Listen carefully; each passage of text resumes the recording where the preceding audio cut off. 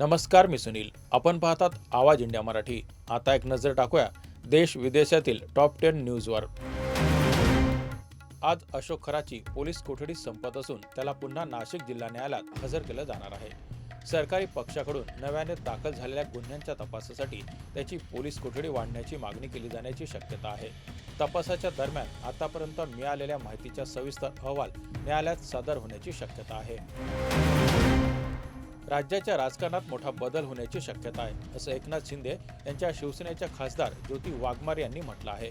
एकनाथ शिंदे यांच्या दिल्ली दौऱ्यानंतर सत्ता समीकरणात मोठा बदल होणार असल्याची चर्चा सुरू आहे.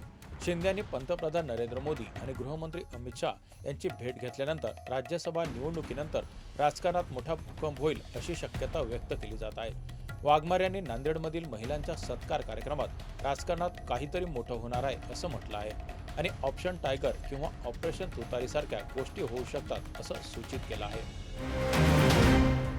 सुनेत्रा वहिनींची राष्ट्रवादी काँग्रेसच्या राष्ट्रीय अध्यक्षपदी निवड आणि राज्याच्या उपमुख्यमंत्री म्हणून नियुक्ती झाली आहे.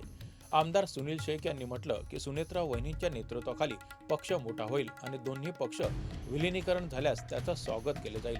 अजित पवार यांच्या निधनानंतर पक्ष एकत्र येण्याची शक्यता आहे अशी सकारात्मक भावना शेख यांनी व्यक्त केली. मुंबई महापालिका आयुक्तपदासाठी वरिष्ठ प्रशासकीय अधिकाऱ्यांमध्ये चुरस वाढली आहे. मुख्यमंत्री कार्यालयातील अतिरिक्त मुख्य सचिव आणि मेट्रोच्या व्यवस्थापकीय संचालिका अश्विनी भिडे तसेच सार्वजनिक बांधकाम विभागाचे अतिरिक्त मुख्य सचिव डॉक्टर मिलिंद म्हसकर या दोन्ही नावे सध्या आघाडीवर असल्याचं सूत्रांकडून मिळालेल्या माहितीनुसार स्पष्ट झालं आहे. यापैकी एकाची निवड होण्याची शक्यता अधिक आहे. देशातील प्रसिद्ध उद्योगपती आणि रेमंड ग्रुपचे माजी अध्यक्ष पद्मभूषण पुरस्कार विजेते विजयपत सिंघानिया यांचं वयाच्या 87व्या वर्षी मुंबईत निधन झालं. त्यांच्या निधनाची माहिती त्यांचे पुत्र आणि रेमंड ग्रुपचे चेअरमन गौतम सिंघानिया यांनी दिली आहे. विजयपत सिंघानिया हे केवळ यशस्वी उद्योगपती नव्हते तर एक कुशल एव्हिएटर म्हणून ओळखले जात होते. त्यांनी हॉट एअर बलूनमध्ये सर्वाधिक उंची गाठण्याचा जागतिक विक्रम केला होता. त्यांच्या निधनाने उद्योग क्षेत्रातील एक मोठं युग संपल्याची भावना व्यक्त केली जात आहे. त्यांच्यावर आज मुंबईतील चंदनवाडी स्मशानभूमीत अंत्यसंस्कार पार पडणार आहेत. राज्यात हवामानात सतत बदल होत असून मागील काही दिवसापासून गारपिटीसह पाऊस सुरू आहे.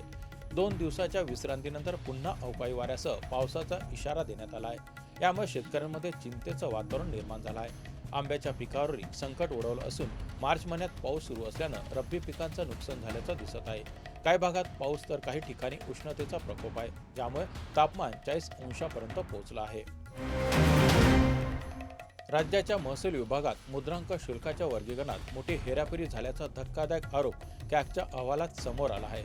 विक्रीच्या दस्तऐवजांचा करारनामा म्हणून चुकीचं वर्गीकरण करून मुद्रांक शुल्काच्या दरात कपात करण्यात आली, ज्यामुळे राज्य सरकारला सुमारे 10 कोटी रुपयांचा तोटा झाला.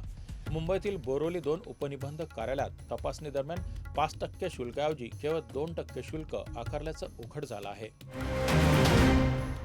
भारतीय विमानतळ प्राधिकरणाच्या SIACQ सर्वे 2025 नुसार पुणे विमानतळानं देशातील सर्व विमानतळांमध्ये प्रथम क्रमांक पटकावला आहे. पुण्याच्या दर्जेदार सुविधा, प्रवाशांचं समाधान आणि कार्यक्षम व्यवस्थापनामुळे गोवा आणि इंदूरला मागे टाकत यश मिळवलं आहे.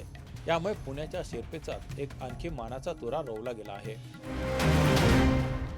रिझर्व्ह बँक ऑफ इंडियाने विविध नियमांचं उल्लंघन केल्याप्रकरणी 3 सार्वजनिक बँकांवर कारवाई केली आहे. युनियन बँक ऑफ इंडिया आणि भारतीय स्टेट बँकला मिळून 2,17,50,000 रुपयांचा दंड ठोठावण्यात आला आहे.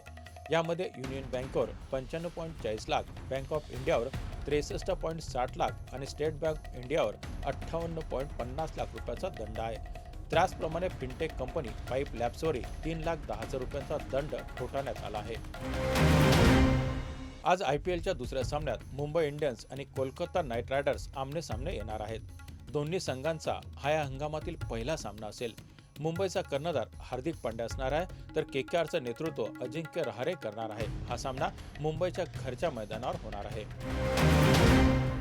या बातमीपत्रात इथेच थांबत आहोत. पाहत राहा आवाज इंडिया मराठी.